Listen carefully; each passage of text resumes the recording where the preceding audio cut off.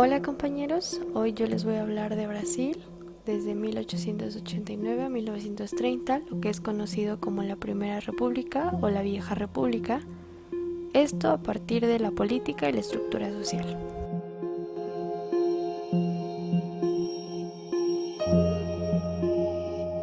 Para entender en primera instancia el proceso político, es preciso entender que después de la deposición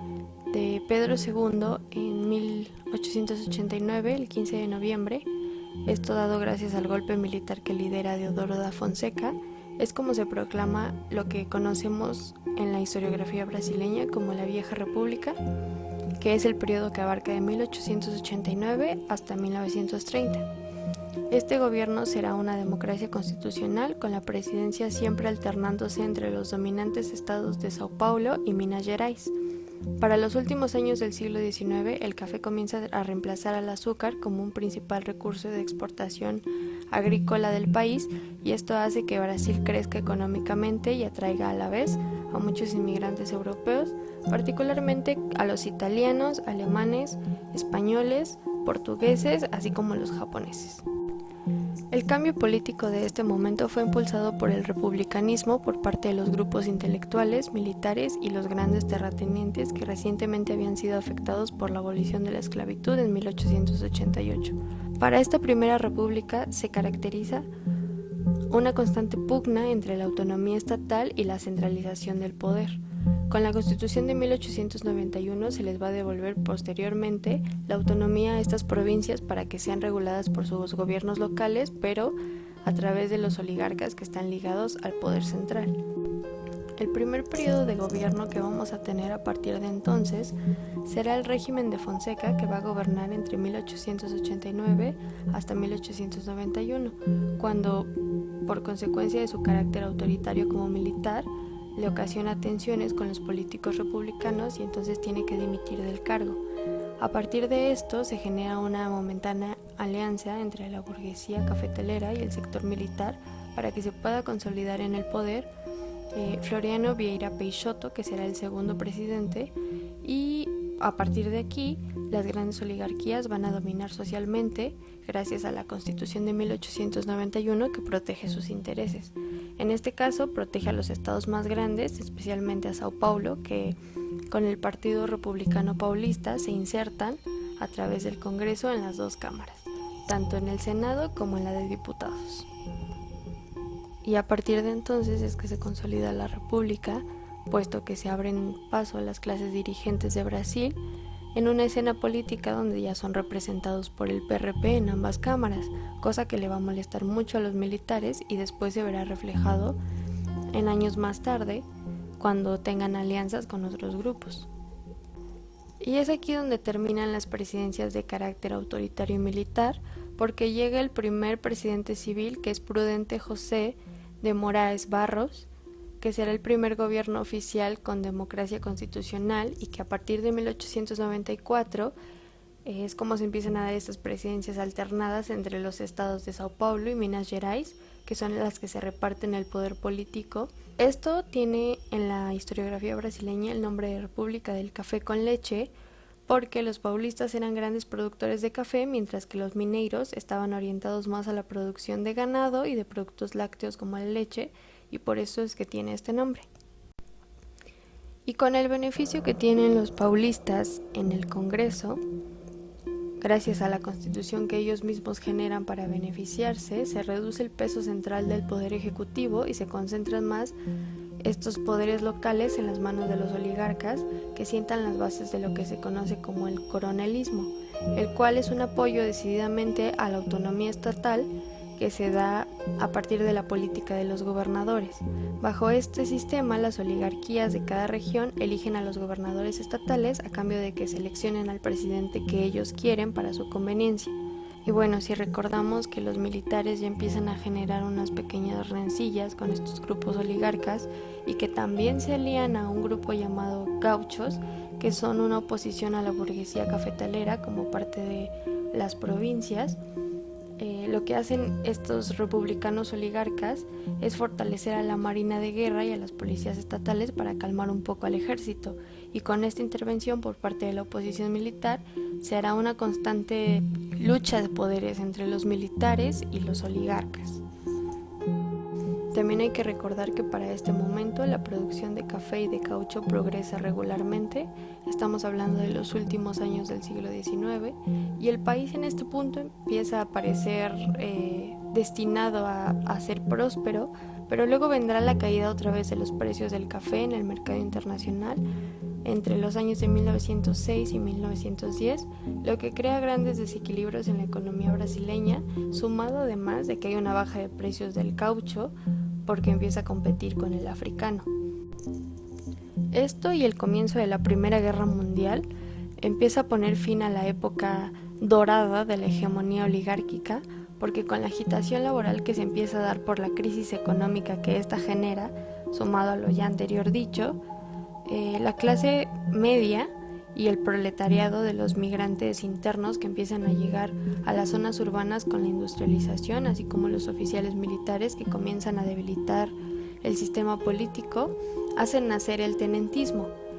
El tenentismo parte de estos grupos insatisfechos con la situación económica y política de Brasil,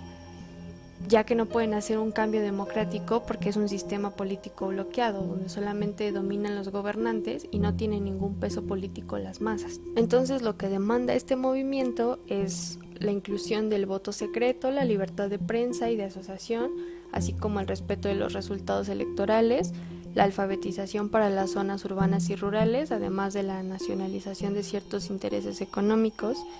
que van a pugnar por ser más nacionales que extranjeros. Y en este contexto es como empieza a surgir el Partido Comunista Brasileño, que en 1922 empieza a conducir un camino para que el sistema político que está establecido caiga con la Revolución del 30. La estocada final para las élites va a ser la Gran Depresión del 29, porque ya empieza a bajar la demanda internacional del café brasileño, que ya estaba baja de por sí, y ya hay una ausencia de créditos bancarios otorgados por Estados Unidos y Europa que puedan sostener la economía del país. Y aquí la oposición a los oligarcas se empieza a unir a Getúlio Vargas. También se debilita la relación que hay entre los dos estados mayoritarios en el poder, que son Sao Paulo y Minas Gerais. Y otro factor que va a apoyar a Getúlio Vargas va a ser la élite estatal de Río Grande do Sul, que se une, y a partir de la elección de 1930 es como se concluye el triunfo de Prestes. Y pues ya finalmente, teniendo el apoyo de estos grupos que están descontentos con la situación política, económica, social, el apoyo de este estado, además el apoyo militar, es como después de las elecciones del 30, que concluyen con un fraude presuntamente por parte de Prestes, que es el candidato de las secciones oligarcas, pues es como Getúlio se hace de un avance en octubre para tomar el poder, derrocando a Júlio Prestes, y es donde termina definitivamente la República Vieja a partir de la Revolución.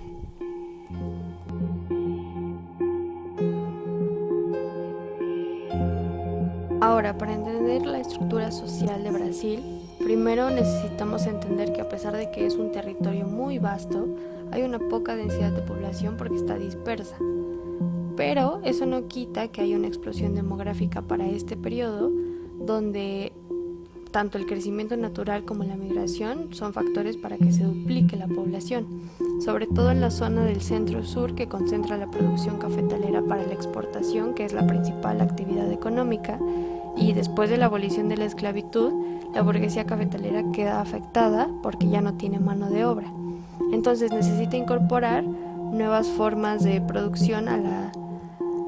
cosecha del café, y es como crea el colonato, que es una nueva forma de relaciones de producción que incorpora tanto la forma capitalista como el arrendamiento de tierras precapitalista para seguir generando.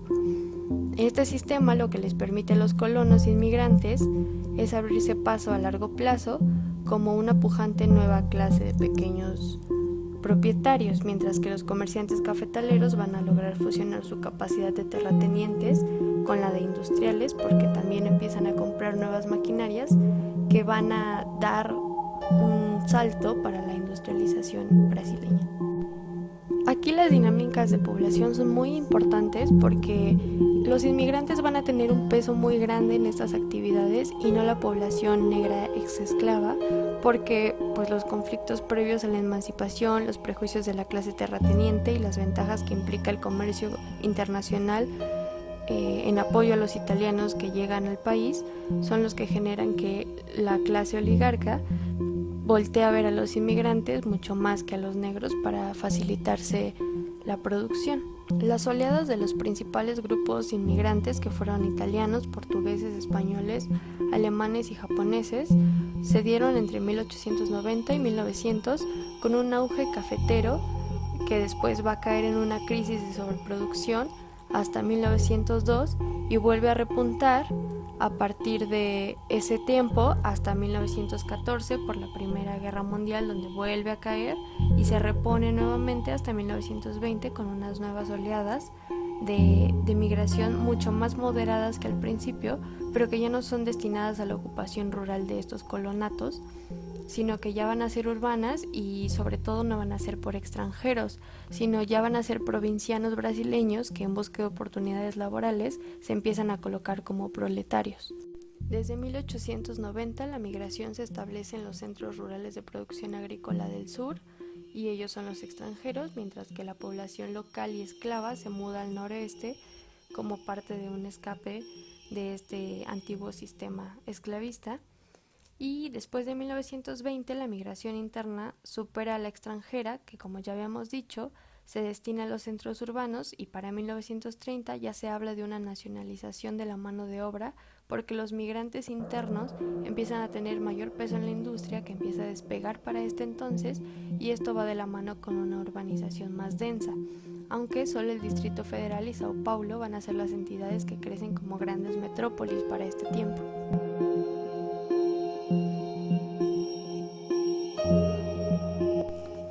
Y ya entendido lo anterior, es posible hablar de las estructuras sociales y políticas.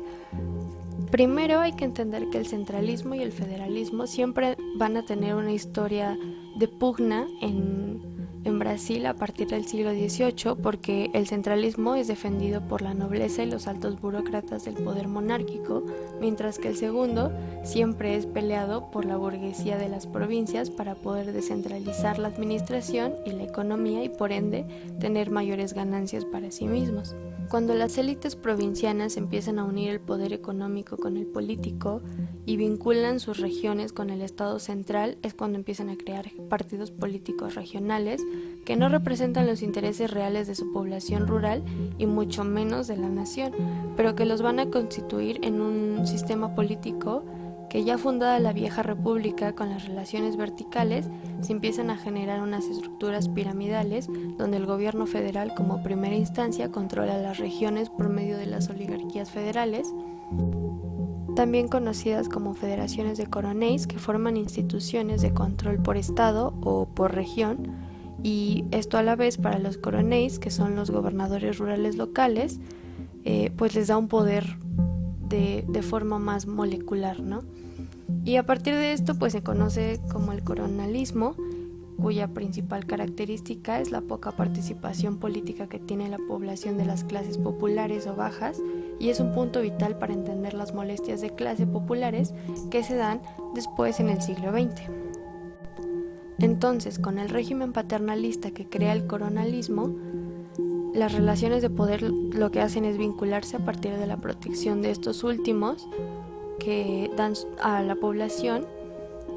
una protección a cambio de la labor y la fidelidad, y además tienen vínculos familiares extensos que se rigen de forma patriarcal, y con todo esto y la descentralización de los sistemas de administración se da una autonomía sobre la renta pública que beneficia a los grandes propietarios. Las políticas federalistas y el nivel de intervención del poder legislativo para este entonces y para los gobiernos locales pues van a variar realmente por región y se modifican con el paso de los años. Algunas se reducen y algunas se hacen muchísimo más densas.